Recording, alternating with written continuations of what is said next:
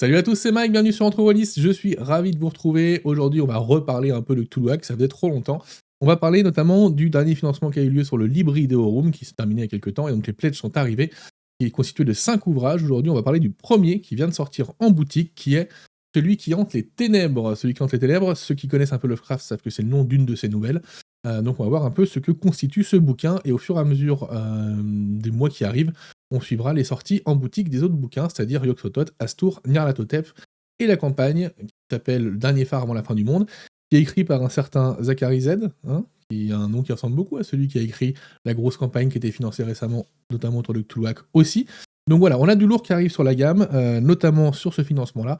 Donc on va parler de celui qui hante les ténèbres aujourd'hui, on regardera un petit peu les aides de jeu qui sont liées. Je vais vous expliquer tout ça tout à l'heure. En tout cas, pour l'instant, je voulais juste vous remercier parce que vous êtes de plus en plus nombreux sur la chaîne à nous soutenir et ça nous fait vraiment, vraiment, vraiment beaucoup de plaisir.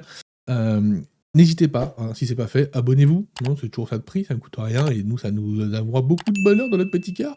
Et puis le pouce bleu, tout ça, et puis venez sur le Discord. Sincèrement, les liens ils sont en description. On s'amuse bien, on est cool, on a plein de gens super sympas. Allez, on plonge dans celui qui hante les ténèbres. Grimpons sur le clocher de cette église. Alors, celui qui hante les ténèbres, ça se présente comment? Ça se présente sous un bouquin qui est dans l'esprit de la gamme Cthulhuac, c'est-à-dire avec le titre, l'espèce de médaillon de visage, de symbole, voilà, à chaque fois c'est la même chose, une espèce de médaillon au centre. Un supplément Cthulhuac en dessous, en vernis sélectif évidemment. Sur le dos, nous avons un Cthulhuac, celui qui hante les ténèbres, donc chacun aura sa couleur, celui-ci est bleu. Au dos, un petit résumé de ce qu'on va trouver à l'intérieur, donc celui qui hante les ténèbres, celui qui hack les ténèbres, l'entité, table aléatoire, l'expédition Bowen, la sagesse des étoiles. Un ouvrage très standard, de la qualité habituelle chez les Cthulhuac, avec un petit signet de la couleur du bouquin, donc celui-ci est bleu azur, donc c'est très très joli. Et on va se plonger là-dedans, donc petit bouquin, hein, vous le voyez, petit bouquin qui doit faire 130 pages, quelque chose comme ça, je sais plus, j'ai pas regardé en fait pour tout vous dire. Il fait 121 pages, voilà, pour tout vous dire, et il est à 29 €, donc pas très très cher. On va voir après le contenu. Allez, on se plonge dedans, on l'ouvre, et on va tomber évidemment sur les crédits qui sont de Jérôme Bartas, Maxime Place et Paul Baldowski, donc des noms qu'on connaît quand même plutôt pas mal chez les 12 singes et notamment chez Cthulhuac, avec toujours cette même maquette qui est très claire, toujours ces illustrations qui sont toujours à propos. Et on y va, c'est parti, en quoi ça constitue? Donc on va commencer avec une explication de la première partie du bouquin, on nous explique que voilà, les symboles qui vont être utilisés, etc. Je vais pas vous le lire, je vais vous le décrire un peu comment ça se passe. Donc là nous avons la nouvelle de Lovecraft, tout simplement, celui qui hante les ténèbres, qui a été traduite par Sonia Kemener, donc qui n'est pas tout à fait la même traduction que celle qu'on a chez l'édition de Menmos, par exemple. Et donc, quel est le but un peu d'avoir la nouvelle de Lovecraft à l'intérieur? Eh bien, en fait, cet ouvrage, c'est un ouvrage qui va nous apprendre à écrire un scénario de Cthulhu en se basant sur une nouvelle de Lovecraft. Et en fait, c'est quelque chose qui va être applicable à n'importe quelle nouvelle, n'importe quel film, n'importe quel roman que vous allez pouvoir lire. Et donc, vous voyez, tout simplement, ce qu'a fait l'auteur sur cette première partie d'ouvrage, c'est qu'il a donc on a la nouvelle et puis ils ont annoté chaque fois à côté. Voilà, ça c'est pour nous indiquer que c'est pour une ambiance, une mise en place de scène, etc. Ici nous avons des jets de torches, nous avons des jets de bagou, nous avons ici un peu de l'ordre des indices à dérouler avec des petites notes en bord de page comme ça, des jets de santé mentale, etc. Donc en fait, il va détailler toute la nouvelle avec le parcours du héros. La nouvelle, comme il explique un peu plus tard, c'est un héros qui a un parcours de jeu de rôle où il réussit quasiment tout, hein, même dans Lovecraft, où on voit que, même si voilà, les nouvelles finissent mal, hein, on est sur des nouvelles d'horreur, on voit que le personnage réussit quand même beaucoup de choses. Donc là, il y a de la menace, jet de torche, jet de bagou, un peu d'ambiance pour installer une ambiance. Hein, donc on voit un monde inaccessible mystérieux, il est apercevait depuis longtemps au-delà des brumes, il vit des plaques de rue ternies bleues et blancs. Donc voilà, toutes ces parties-là, ça sert après à être utilisé quand il va écrire son scénar, pour pouvoir faire en sorte de mettre tout ça en corps et de lui donner du coup une ambiance qui corresponde à l'ambiance de la nouvelle, en tout cas dans ce qui lui a plu à l'intérieur. Donc voilà, des jets de torches de partout, des petits liens en se disant voilà, si les investigateurs arrivent ici, bah, ils trouveront pas la même chose que le héros de la nouvelle, donc voilà ce qui va se passer à peu près, etc. Donc il marque toutes ces idées dans la marge. Donc en fait le but c'est vraiment d'apprendre à... le mieux c'est déjà de connaître la nouvelle, si vous la connaissez pas, bah, vous la lisez sans tenir compte des petits diagrammes. Et puis après, vous revenez, puis vous regardez chaque icône, chaque petite note dans la marge, et vous comprenez un peu le fonctionnement et la logique qu'a eu la personne qui va écrire le scénar derrière. Et ça, c'est plutôt intéressant, vraiment. C'est assez malin. Alors en fait, il y a des choses qu'on peut faire assez facilement, et c'est un peu tout le sujet de ce bouquin, puisque en gros, ce bouquin, ça va être quoi? Ça va être cette partie qu'on a vue là, les 40 premières pages qui sont donc la nouvelle de Lovecraft. Ensuite, on va arriver à celui qui hack les ténèbres, donc il va nous expliquer un petit peu comment, de cette nouvelle, il a écrit un scénar et puis derrière on a le scénar tout simplement. Donc il nous explique que la structure du scénario, ça va être l'amorce, la découverte, le conflit, la résolution, le coda. Voilà. Ensuite, donc l'amorce, comment est-ce qu'on fait, machin, et cetera. Analyse de la nouvelle. Donc là, il nous explique que, ils partent de lieux concentriques comme ça pour arriver au plus grand. Donc là, dans la nouvelle en question, on part de l'université, la rue du collège, l'appartement, le journal de Blake qui va être l'indice principal et puis on peut faire la même chose sur, les autres endroits. Alors pour ceux qui ne connaissent pas la nouvelle, en fait, c'est simple, c'est une personne qui est chez lui, qui a une vue sur une colline, où il y voit un quartier avec une église qui l'attire de plus en plus. Il voit quelque chose d'un peu onirique là-dedans et il va finir par y aller, il va finir par rentrer dans cette église, il va se finir par se passer des choses évidemment. Mais donc on va commencer, à aller dans cet appartement, puis après une fois dans cet appartement, avoir la vision sur cette colline, la vision sur ce quartier qui est un quartier italien, très croyant, et ensuite sur cette église. Donc c'est quelque chose qui est assez, qui marche par étapes, assez clair et je pense que c'est pour ça qu'il a choisi cette nouvelle. Mais donc si on revient sur le cœur, donc voilà, on va construire son scénario de manière, dans des cercles imbriqués comme ça, pour pouvoir rentrer à l'intérieur et puis ensuite on va choisir l'amorce par rapport aux personnages qui apparaissent dans la nouvelle, qui va nous faire ressortir ici. Donc le marchand d'art, les dessins de Blake, parce que le but c'est quand même de lier ce que vont jouer les joueurs avec la nouvelle, donc ça va être des investigateurs qui vont arriver après pour savoir ce qui s'est passé et essayer de démêler un peu tout ça. Donc ça veut dire qu'il va falloir qu'on exploite un petit peu la fin de cette nouvelle qui est une fin assez ouverte quand même. Donc la trame de fond, après on va aller interroger les vagabonds, on va à la découverte de Federal Hill, donc cette colline un peu onirique. On va avancer, on va évidemment arriver à cette église, alors on n'y est pas encore, hein. Quelques, PNJ qui vont nous donner des informations, par exemple, notamment Shane O'Rourke, un ouvrier. Donc là, c'est de la création, évidemment, le personnage n'apparaît pas forcément dans la nouvelle, mais c'est vraiment en suivant la construction narrative de la nouvelle et notamment cet embranchement et cet imbriquement des lieux et des indices, qu'on va pouvoir faire remonter la piste à tout le monde et comme il a pris toutes ces notes en amont, il a plus qu'à les dérouler au fur et à mesure et en fait, en lisant ça alors évidemment, il y a les aides de jeu, on les verra tout à l'heure en physique, il y a une pochette d'aides de jeu, qui comprend les aides de jeu de ce livre-là et de la campagne Le Dernier Phare avant la fin du monde.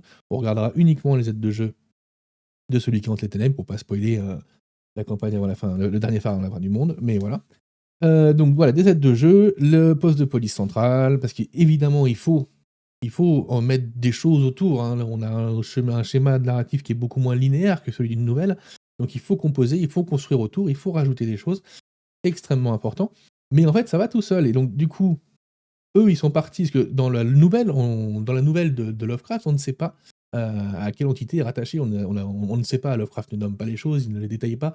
Donc on a cette espèce de chose à l'intérieur de cette église qui finit par en sortir un soir d'orage.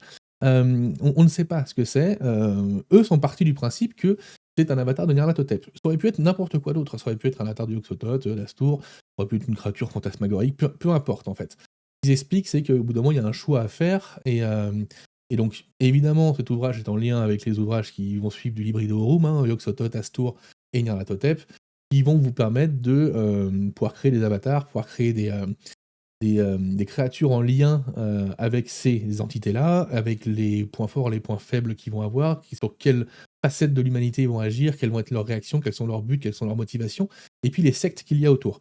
Et donc, si on revient au bouquin, et bien donc ils sont partis du principe que c'était un avatar de Nyarlathotep, ça c'est un choix à eux, hein, moi j'étais jamais parti sur ce principe-là en lisant la nouvelle. Et donc du coup, on va remonter à travers la bibliothèque, de John Hay, on va remonter évidemment, si qu'on parle de Nyarlathotep, sur les pharaons de Nefrenka, le pharaon noir évidemment, etc., etc. Donc ils vont pouvoir enquêter sur du Nyarlathotep. Ensuite, mais tout ça, c'est faisable avec les bouquins Livre de Rome qu'il y a dans la suite, hein. Je vous spoil un peu les autres vidéos qui sortiront, mais clairement, dans le bouquin de Nyarlathotep, on a de quoi créer la secte qui va avec, on a de quoi créer la créature qui va avec, etc., etc. Il y a tout ce qu'il faut. L'église Spirito Santo Federale, donc on va le cabinet du docteur Dexter, et puis enfin, on va aller à l'église Saint John, qui est le lieu, l'endroit où tout va se passer. L'endroit, donc les voisins inquiets qui veulent nous empêcher d'entrer dans cette bâtisse qui est considérée comme hantée, tant qu'ils sachent réellement ce qu'il y a à l'intérieur. Évidemment, à l'intérieur, on va finir par entrer en relation avec à peu près tout ce qu'a vu Blake dans la nouvelle, hein, tout ce qu'il a pu vivre, tout ce qu'il a pu apercevoir à l'intérieur. Hormis ce qui a été détruit à la fin de la nouvelle. Les gens vont y foutre le feu, il y a un tunnel ferroviaire. Donc après là, évidemment, ça brûle un petit peu pour essayer d'avoir d'avoir une fin qui suive celle de la nouvelle et en même temps qui l'ouvre pour qu'on puisse avoir quelque chose d'un peu plus clair et puis on finira par récupérer ce trapézoïde. Ceux qui ont lu la nouvelle sauront ce que c'est.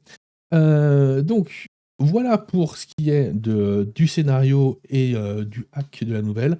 Nous avons ensuite, voilà, toute une gamme qui pourra servir de pré-tiré ou de PNJ au souhait. Si jamais vous voulez l'utiliser comme PNJ, ce sera des PNJ qui seront importantes. Ensuite, on nous parle de l'entité, donc là c'est un aspect purement lore, même si c'est lié à la nouvelle, donc l'entité. Qu'est-ce qui se cache derrière l'obsession de Blake sur les démons de la vieille église, donc Avatar d'Azathoth, Proto-Shogot, ça aurait pu être un insecte du vide, ça aurait pu être Négat d'Avatar de Shad Negorad. Donc voilà, si vous voulez pas que ce soit Nyarlathotep, ça peut être n'importe quoi. Il y a aucun souci, une folie armée, etc. Ensuite, on nous sort les tables aléatoires. Si vous voulez créer un culte aléatoire par rapport à un scénario que vous lisez, eh ben, vous allez créer l'origine de la secte, un objet notable, donc par exemple une grosse clé en bronze avec de lettres gravées sur l'extrémité. Si vous font un contact, et ben, par exemple, ça sera un ancien gardien âgé qui nettoie et entretient avec zèle les cimetières du coin. Le fondateur a créé la secte car il est revenu à la civilisation après une longue retraite ou une étrange vision, etc. Qu'est-ce qui se passe dans le bureau, dans l'habitude du culte, les détails du culte, dans l'escalier, dans la nef, note dans la marge. Donc voilà, on a pas mal de petites tables aléatoires pour pouvoir faire vivre un peu ce scénario, qui est plutôt chouette. Et ensuite, on arrive à l'expédition Bowen, qui va permettre de voir un petit peu comment on a retrouvé tout ça dans les... dans les mon Dieu, dans les catacombes, dans les pyramides de Nefrenka et du culte du pharaon noir, etc. Donc ça, c'est du lore si vous voulez pouvoir faire poursuivre l'enquête un peu plus tard. Pareil pour la sagesse des étoiles. Donc voilà, c'est un livre qui est plutôt court et synthétique, mais par contre, sincèrement, qui peut être extrêmement utile, et on va voir ça dans la critique tout de suite. Alors du coup, celui qui entre les ténèbres, qu'est-ce que j'en ai pensé? C'est du bullshit ou c'est utile? Eh bien écoutez, vous l'avez vu, la vidéo elle fait pas 40 minutes comme d'habitude, elle fait 10 minutes, la vidéo de feuilletage du livre. Donc en effet, c'est un livre tout fin. C'est un livre où un tiers du livre est prise par la nouvelle de Lovecraft. Est-ce que c'est bien, est-ce que c'est pas bien? Moi j'ai beaucoup aimé. Alors j'ai beaucoup aimé pourquoi? Parce que déjà c'est une nouvelle que j'aime beaucoup. Je trouve l'ambiance extrêmement cool, ce quartier italien, ce personnage qui se pose beaucoup, beaucoup de questions et qui fantasme énormément de choses avant de tomber sur le cauchemar qui est à l'intérieur, je la trouve excellente. Mais on n'est pas là pour lire la nouvelle, je veux dire, ça c'est la nouvelle, vous pouvez la trouver à 2 balles en GELU, chez votre libraire du coin, c'est pas le problème. Surtout qu'il y a un format à 2 € qui est sorti sur celui qui hante les ténèbres. Non, c'est plutôt pour avoir bon, il y a un scénario avec, évidemment, il y a le scénario qui est fourni avec pour pouvoir le jouer à table. Et il y a surtout la démarche constructive de comment on est passé de cette nouvelle, qui est une nouvelle où on a un seul personnage qui voit des choses, qui va agir et qui va décéder à la fin, hein, évidemment. Et comment on part de ça pour arriver à avoir un scénario de Cthulhu qui est jouable avec plusieurs investigateurs, qu'on les met en relation pour qu'ils arrivent à enquêter là-dessus, etc. Et pour le coup, ça marche très bien et il y a quelques trucs qu'on peut reprendre, quelques astuces qu'on peut reprendre pour pouvoir les transmettre à n'importe quelle autre nouvelle, n'importe quelle autre, mais même pas uniquement sur le Cthulhu en fait, hein, sur absolument tous les films ou tous les bouquins que vous allez lire, il y a des méthodes d'écriture qui fonctionnent plutôt bien.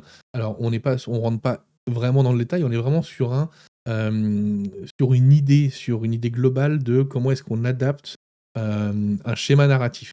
En vrai, on est plus là-dessus. Et après, comment est-ce qu'on peut retirer de ce qui nous a plu dans une œuvre pour pouvoir la retransmettre à table quand on va jouer une partie de jeu de rôle. Comment est-ce qu'on va réussir à retirer l'ambiance, comment on va réussir à retirer la montée en pression narrative. C'est notamment le cas dans cette nouvelle, hein, la pression monte narrativement au fur et à mesure pour arriver à un moment paroxystique ou à un orage, coupure de courant. Voilà. Et comment est-ce qu'on arrive à retranscrire ça dans le jeu de rôle? Et ben par la montée des jets, par la mise en ambiance, par cette espèce de construction qui se resserre au fur et à mesure. C'est vraiment extrêmement intéressant. Évidemment, on est chez les 12 singes, donc je l'ai évoqué pendant la vidéo, mais on a une pile d'aides de jeu. Donc là, je vous les ai sortis de la boîte parce que sinon, il y a celle de la campagne également. Mais donc voilà, on a des extraits de journaux, on a des photos de PNJ, on a évidemment des plans, bon, j'en ai plus sous la main, là, je sais plus où ils sont, mais il y a tout ce qu'il faut. Voilà, il y a tout ce qu'il faut pour jouer le scénar, des articles de journaux, etc. etc. Donc on est sur un scénar qui est cool, hein, forcément. C'est pas un scénar qui est révolutionnaire, hein, mais en même temps, c'est pas une nouvelle qui est révolutionnaire, c'est une nouvelle qui est très cool, qui est très dans l'ambiance Lovecraftienne de base. Et pour le coup, on a un scénar qui est très classique, vraiment, dans son approche. En même temps, c'est ce qu'on recherche. Et puis, c'est un ouvrage qui est un peu une clé pour utiliser les bouquins qui vont arriver après. Je les ai lus moi, j'ai lu les 5 bouquins, alors j'ai pas fini la campagne, mais j'ai lu Yog-Sothoth, Astur et Nyarlathotep et ce sont des bouquins où on a énormément de choses pour pouvoir, utiliser ces 3 entités, ces 3 anciens et pour pouvoir en faire en sorte de les mettre dans nos scénarios et pouvoir rejouer avec. Et là, on nous montre clairement comment on peut faire, en fait. Donc si vous n'êtes pas à l'aise avec l'idée d'écrire des scénarios, ce bouquin, notamment les scénarios de Cthulhu, hein, c'est jamais évident, hein, parce que c'est un peu bac à sable, mais en même temps, il faut être un peu dirigiste si on veut pouvoir maîtriser l'ambiance. C'est pas si évident que ça. Et bien, en fait, c'est un bouquin qui marche vraiment très bien, je pense. Donc, est-ce que c'est pour tout le monde? Je sais pas. Moi, est-ce que j'ai trouvé beaucoup de choses? Bah, j'ai pris du plaisir à le lire, déjà, c'est l'essentiel. Il y a 2-3 bricoles que je vais en ressortir, et puis le scénario est cool, donc je le ferai sûrement jouer un de ces 4. Mais, mais je pense pas être la cible principale de ce bouquin. Par contre, si vous voulez écrire des scénarios et que vous savez pas trop comment vous y prendre, que vous avez l'impression de tourner en rond, que vous aimeriez bien, adapter le Cauchemar Innsmouth, mais vous savez pas comment rendre, par exemple, cette scène de l'hôtel quand on doit s'enfermer, machin, et cetera. Si vous avez envie d'écrire un truc où, vous allez explorer, les vallées de Guig et les hommes serpents et croiser des espèces de cités, millénaires, bah, en fait, tout ça, ça va vous aider, en fait. Ça va vous aider à lire la nouvelle, à voir ce qui vous a plu dedans et à pouvoir en ressortir. Ce travail de, prise de notes en lisant la nouvelle et après la retranscription de ces prises de notes sur un scénario, pour le coup, c'est ça le cœur de ce bouquin et ça marche vraiment très, très bien. Donc, si jamais ça vous intéresse, faut pas hésiter, ça coûte 29 balles au pire, enfin, au pire, c'est un gros scénario pour 29 balles avec en plus de ça du lore sur Nyarlathotep puisqu'il développe, l'expédition Bowen qui est donc l'expédition qui a récupéré le tétraèdre, en Égypte pour le ramener, en Nouvelle-Angleterre et ça développe également, le culte, je sais plus comment ils l'ont appelé. Je vais vous dire ça. La sagesse des étoiles, voilà, le culte, lié à Nyarlathotep également, donc quoi qu'il arrive, même si, en fait, vous y trouverez forcément votre compte. Peut-être que tout le contenu du bouquin vous plaira pas forcément, il y a des trucs qui vous parleront plus que d'autres. Par exemple, si la nouvelle ne vous intéresse pas, c'est pas grave en fait, c'est un tiers du bouquin. Le lore qu'il y a à l'intérieur est intéressant, le scénario est classique, mais il est plutôt intéressant et plutôt chouette. Et puis la nouvelle à noter, c'est vraiment intéressant de voir la démarche qu'il y a eu. Alors en dehors des petits icônes, hein, il y a les petits icônes, c'est sympa de voir qu'il a fait un jet de santé mentale, un machin, machin. Ça c'est rigolo quand on lit. Mais après il y a toutes les notes de page, toutes les notes de marge qui sont importantes dans la démarche qu'a eu la personne, enfin, l'auteur pour créer son scénario par rapport à la nouvelle. Et ça, pour le coup, ça marche très bien. En tout cas, je vous remercie beaucoup d'avoir suivi cette vidéo. Si vous avez bien suivi, donc dans un mois, il devrait y avoir les prochains bouquins du livret de Home qui devra arriver. Bon, je vais pas vous les montrer parce qu'ils sont pas encore sortis. Je vais me faire taper sur les doigts sinon. Mais donc voilà, on a 4 bouquins encore qui vont arriver sur Cthulhuac d'ici la fin de l'été. Je crois que le dernier sort au mois d'août de mémoire. Donc on a de quoi se voir et on a de quoi se revoir. En tout cas, l'entrée en gamme, c'est Celui qui hante les ténèbres. Et c'est plutôt une bonne entrée en gamme, de toute façon. Si vous êtes fan de Cthulhu, la question ne se pose pas, vous le prenez parce qu'il y a encore une fois du contenu à jouer, et ça, c'est quand même le mot d'ordre des 12 singes sur cette gamme-là, de Dark Monkey, c'est dans les ouvrages de Cthulhu qu'il y a toujours de quoi jouer. Il y a de quoi jouer, mais il y a vraiment un truc intéressant côté mécanique de MJ. Ça peut apporter à tout le monde. Voilà, allez, je conclus. Bisous.